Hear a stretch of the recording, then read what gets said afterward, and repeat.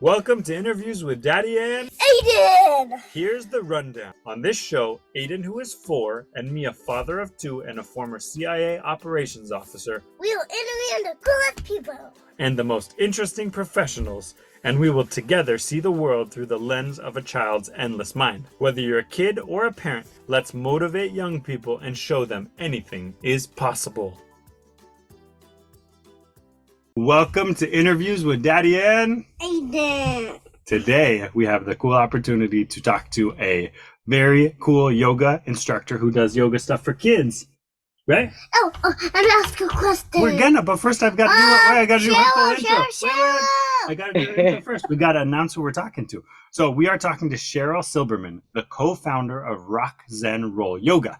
Cheryl founded the company with her sister-in-law, Rachel, with a goal to help children develop self-awareness, build self-regulation, and move their bodies in a meaningful way.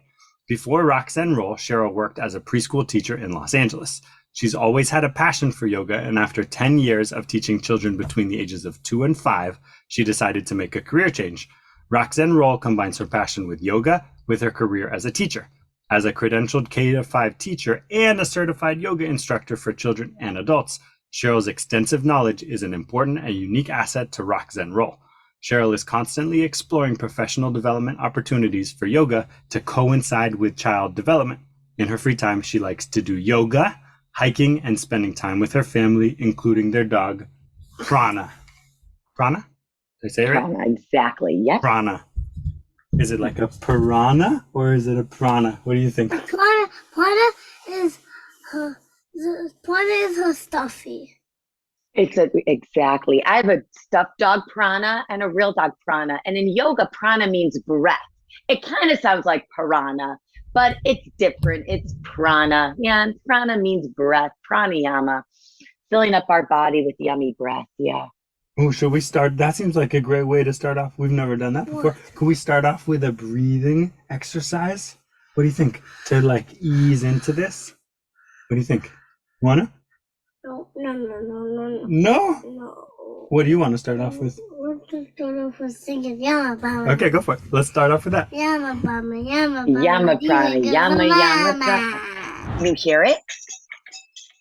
Here we go. Pranayama, pranayama, prana, pranayama, pranayama, pranayama.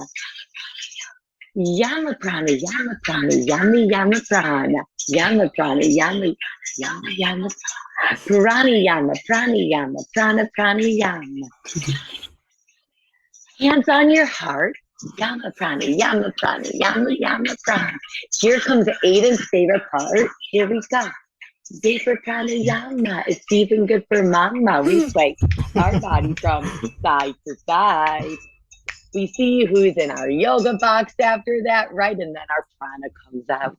So that's how we sometimes start our yoga, pranayama. Yeah, That is cool, but I love that. How did you get into yoga, Cheryl? How did I get into yoga? That is a very good question.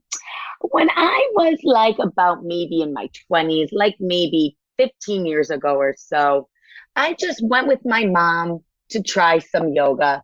And after I did it with my mom for a couple times or so, it started just to feel really good in my body. And yeah, I pretty much started doing yoga with my family. We did it together. And after that, it just felt really good. And I kept on doing it ever since. Can you talk about some of the yoga certification process? So I like to do yoga in the heat, hot yoga, because I like to sweat. It feels really good. So the yoga that I do, yeah, it gets a little sweaty. It's a little hot. And it takes like 2 months or so to get your yoga certification. So yeah, I wanted to a little time ago, I thought I wanted to teach adult yoga. But then when I got that certification, I was like, I don't really know if I want to teach adults so much. So then I already worked with children. I said maybe yoga and children would be fun. So then I went back to get yoga for my children's yoga certification. And that was very different than getting my certification for adults. I bet. What do you think? What do you think hot yoga is? Enough hot, like in the hot. Yeah, in the hot. How hot do you think it is? 100 degrees. Maybe. Yeah, that's what it is. 100, maybe sometimes 100 or 105 or 95, but around 100 degrees. Did you read her brain? How did you know that? You know your numbers. I counted past 195. You did. You've counted past almost all regular numbers. The other day we were driving home and Aiden counted all the way to like 300, I think. And it was just 300 and something. Aiden, do you think you would ever want to do hot yoga?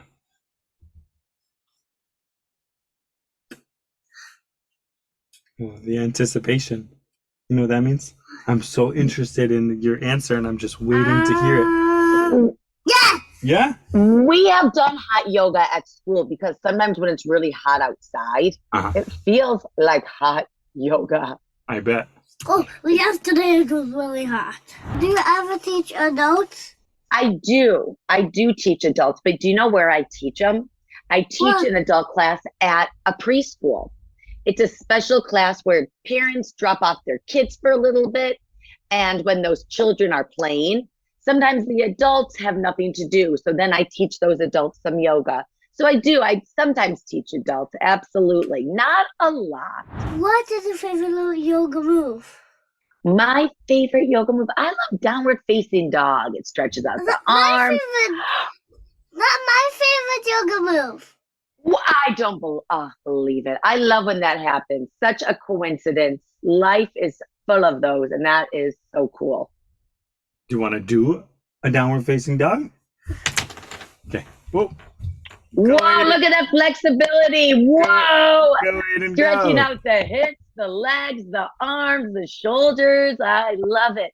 Feels so good. Very good. Who taught you downward dog? She said, who taught you downward dog? Here, mister, can we switch back so you can actually hear? No. Okay. No. All right, so hold it there. Cheryl said, who taught you downward dog? My brain. Your brain. Your brain? Yeah. Sometimes the brain teaches us yoga. That's why it feels so good. It feels good in the body. I love great downward dog. Because sometimes, I'm holding Cheryl's voice. You are holding Cheryl's You're holding voice. my voice?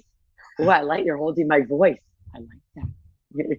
Miss Cheryl, could we see a downward facing dog? I don't know if you're ready for any yoga moves.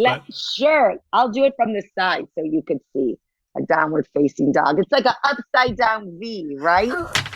Whoa. Yeah, and go maybe Aiden. you could lift one leg up. We call that a three-legged dog, lifting up your tail and maybe giving your tail a shake. Nice. Whoa. And you're like coming into a handstand. Yeah, and then the other leg, give it a shake, your tail. One hand off the ground and one foot off the ground. That was cool. Very nice downward dog. Yeah, it feels That's nice. cool. I bet Dad could do a downward dog too. Maybe not in that space.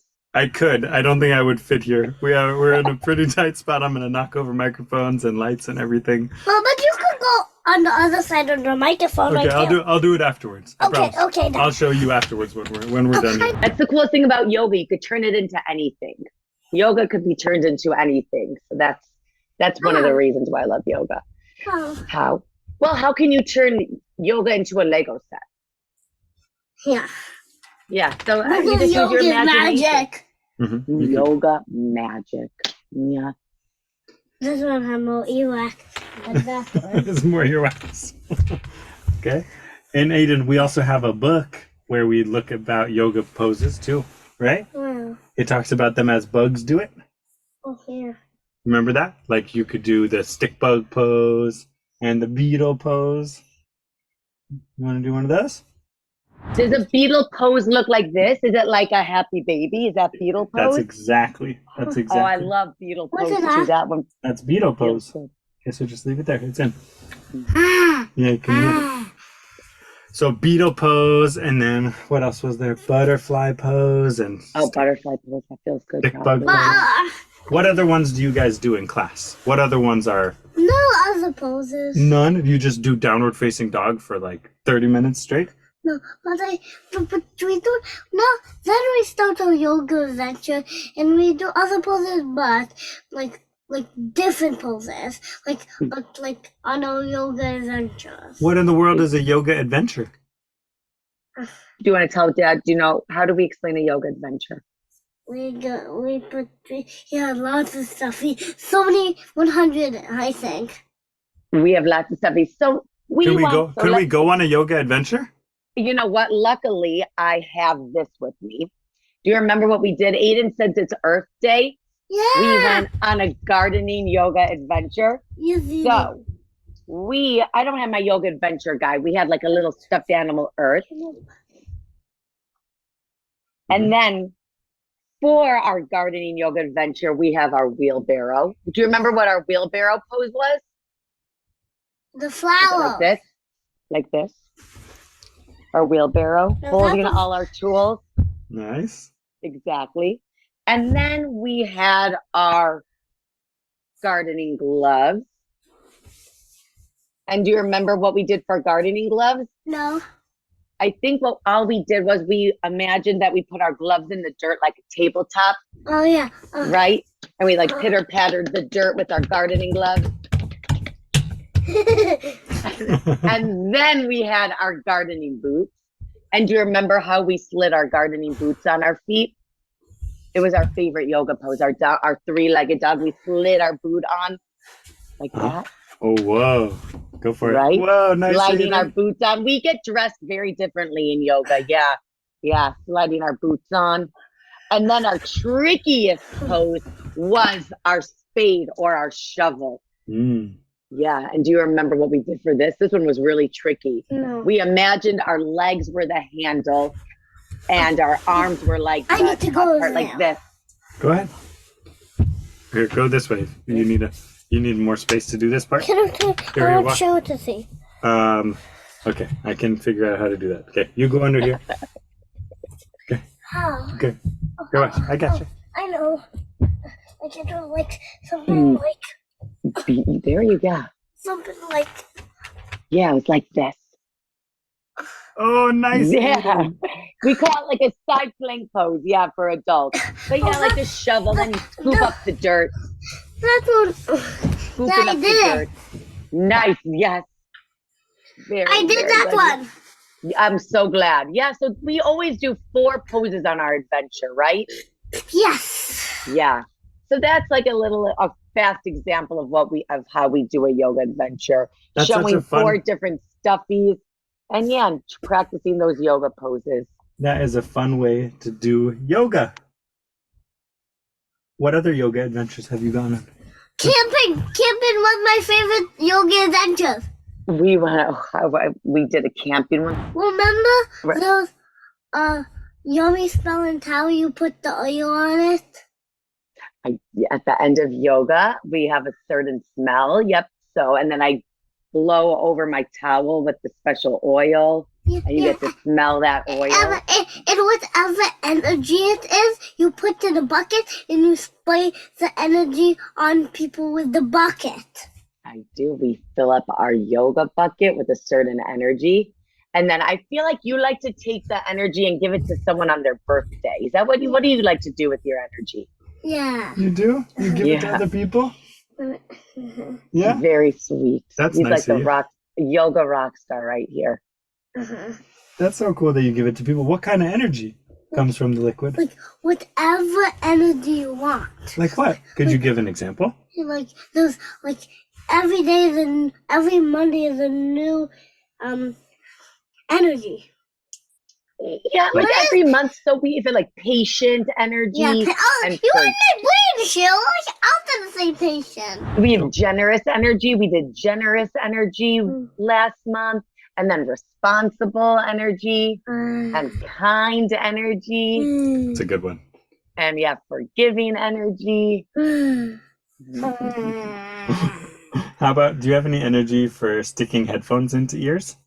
Oh, right. That one we got to find one for. Any glue energy? No? Or duct tape energy? Oh. Super glue energy. Right? Yeah, super glue energy. What's the most rewarding part about doing yoga for kids for you?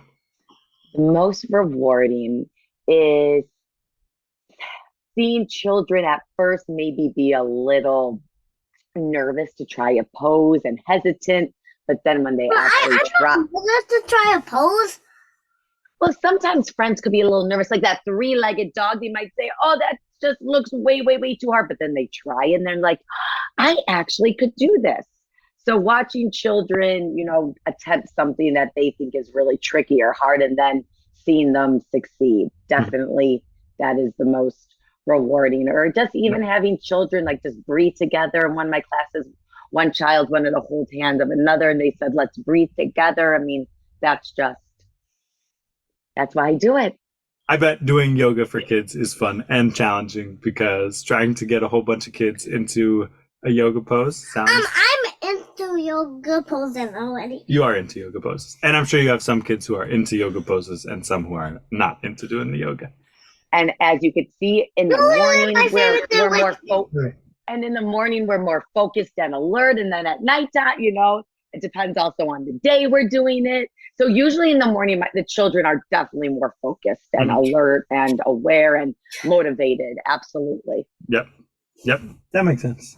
Aiden, because there's a path for everything. Like what's cool about this, Aiden, is that we are teaching you here how we're creating stuff right here. We're being creative and we're creating something for the world. And who knows who's going to listen to this? Maybe some kid in a different state where they don't even know about what yoga is, or someone who does know about yoga. Maybe this conversation could inspire them to do yoga.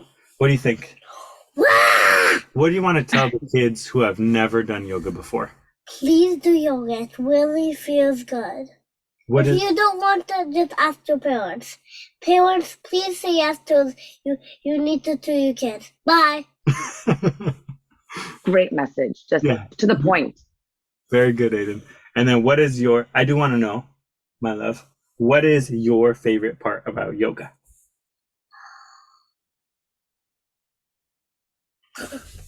Fishing down. Oh, well, that's your favorite move. Like, that's your favorite pose. Well, what is your favorite part about yoga? Do you like how it makes your body feel or your mind? Or what do you... My mind feels happy. Your mind feels happy?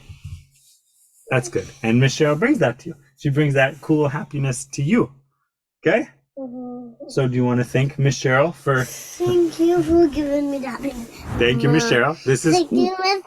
It's been a treat to talk to you. Such a treat to talk to you. Thank you so much.